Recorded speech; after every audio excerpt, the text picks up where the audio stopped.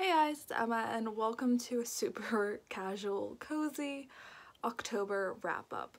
So, I don't know if you guys can tell, I don't know how I sound, but I'm actually sick. So I have some hot chocolate and it's raining outside. My hair is wet from the shower still. So we're just gonna be cozy in our sweater, talking about books, drinking some hot chocolate. I don't know how long this video will be, so maybe get yourself a cup of hot chocolate or tea or something and just enjoy talking about books with me. Okay, so I have my notes here. So in October I read 12 books, 6 of which were graphic novels, which is insane for me because I had only read like a handful of graphic novels before this month, so that's new. And I read a total of 3,432 pages.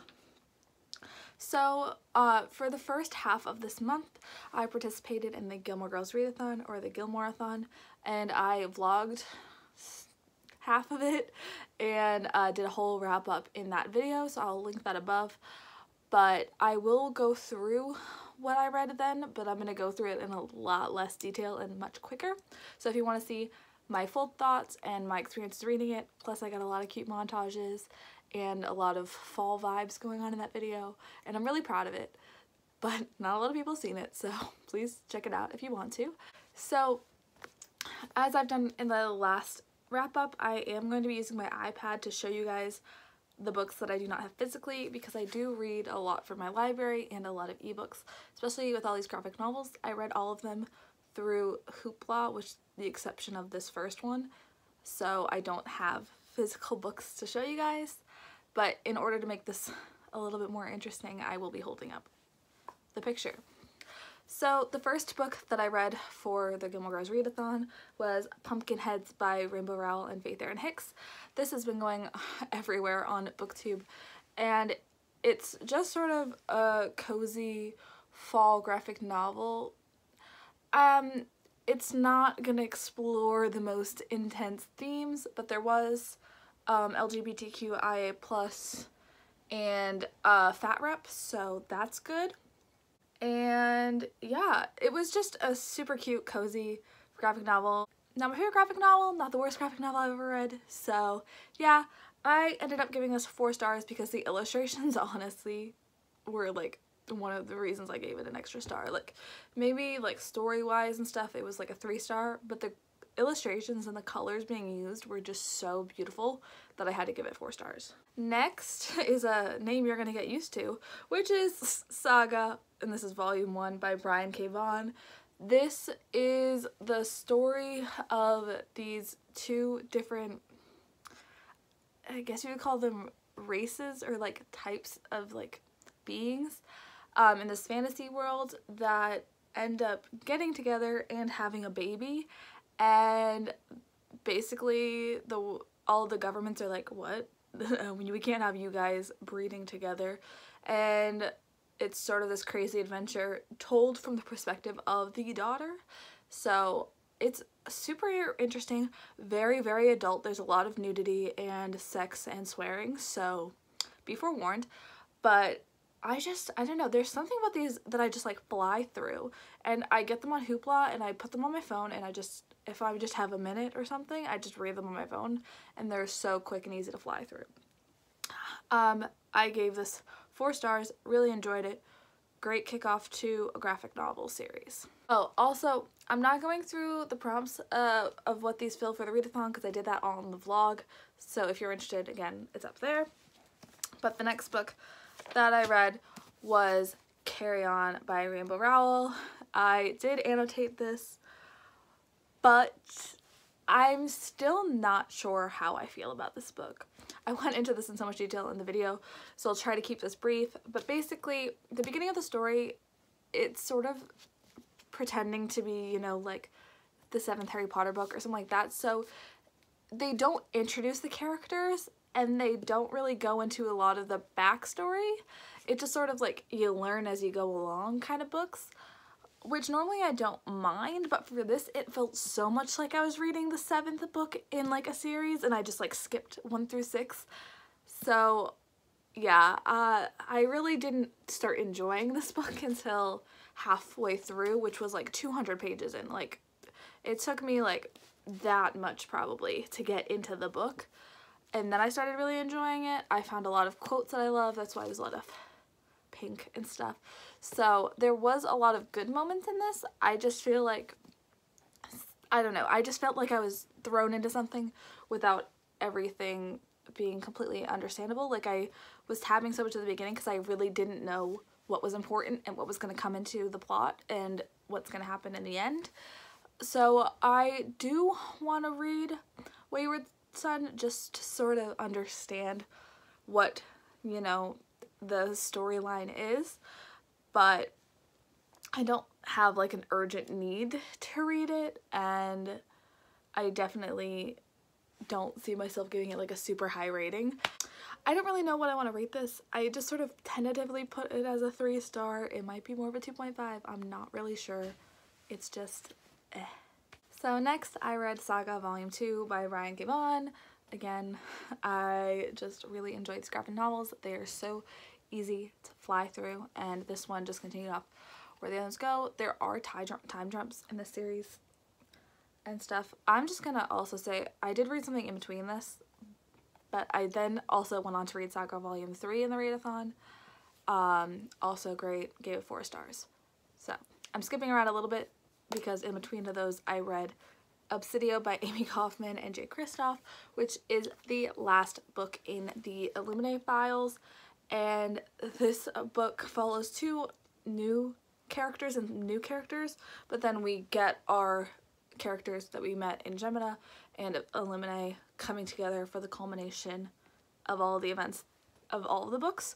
So this was very action-packed and there was a lot going on, and it was just so good.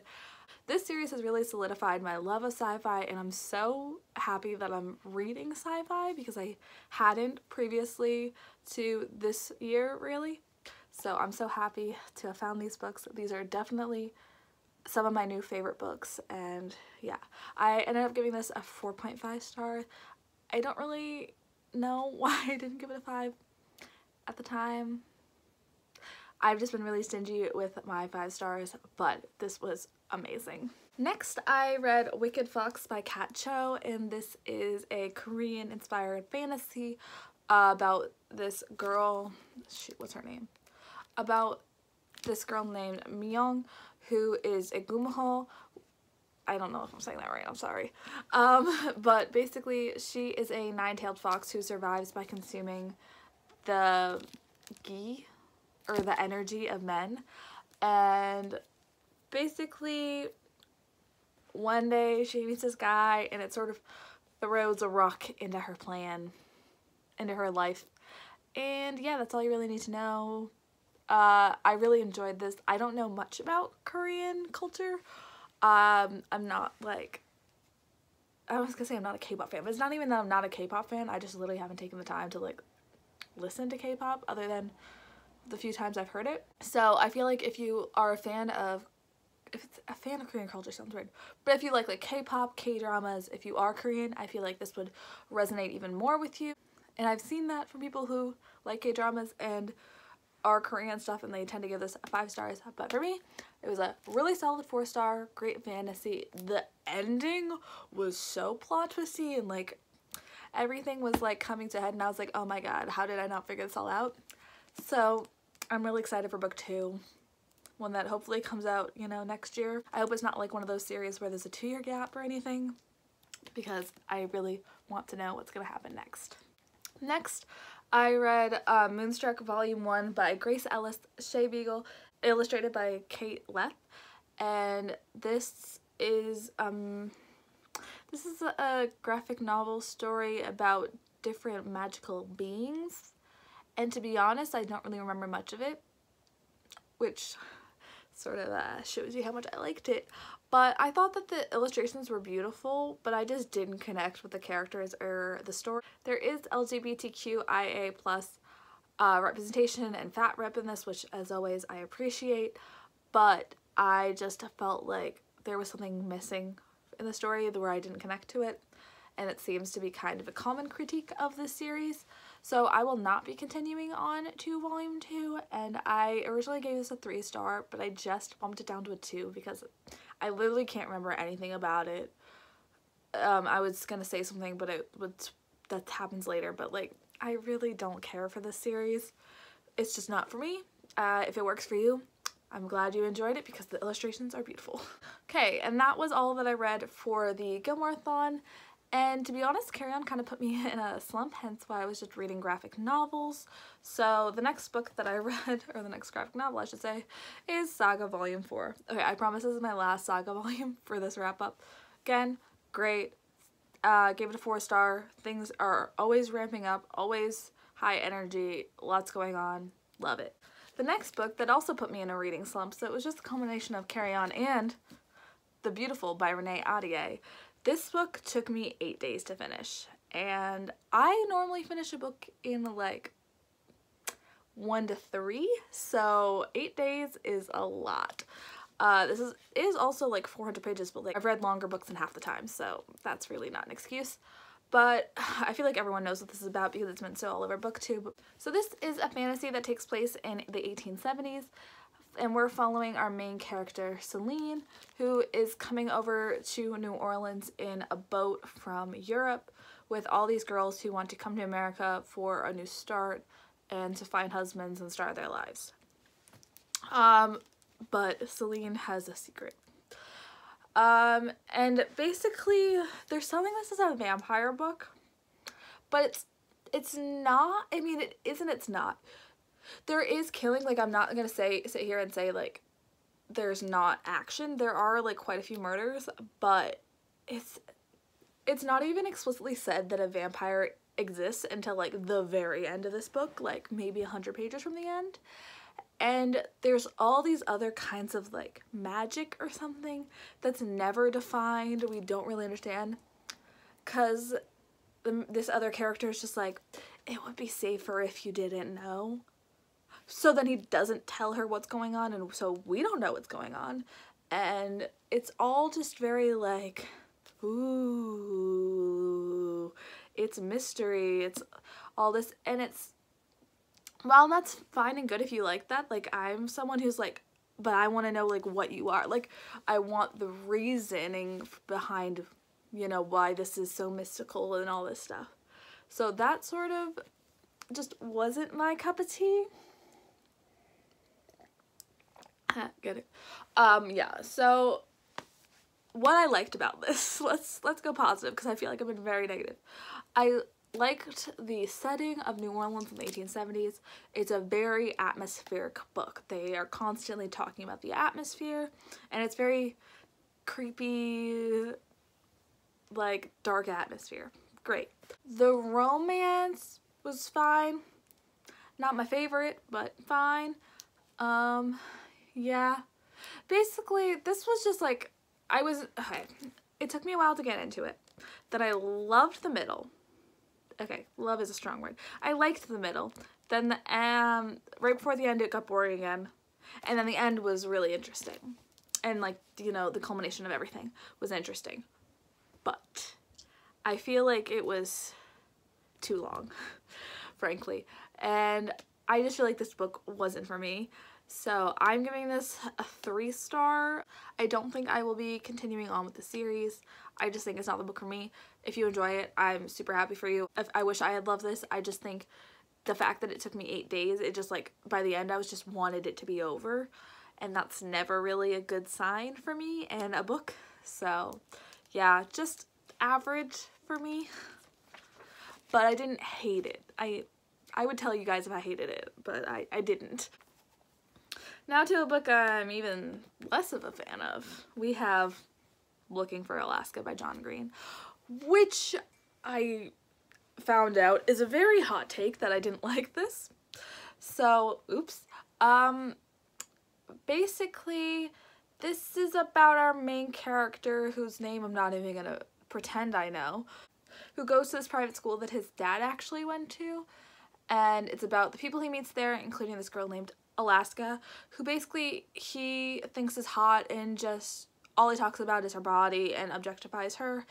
And like his inner monologue is like really kind of disturbing in the way that he's describing her, and it just kept happening, and I didn't enjoy that. And so basically, obviously from the name, something has to do with Alaska, and so on. This has now also become a Hulu show, which I have not watched yet, but I promised my friend I would watch with him, so I will be watching at least the first episode, but I'm not looking forward to it, even though he enjoyed it, but I don't. So yeah,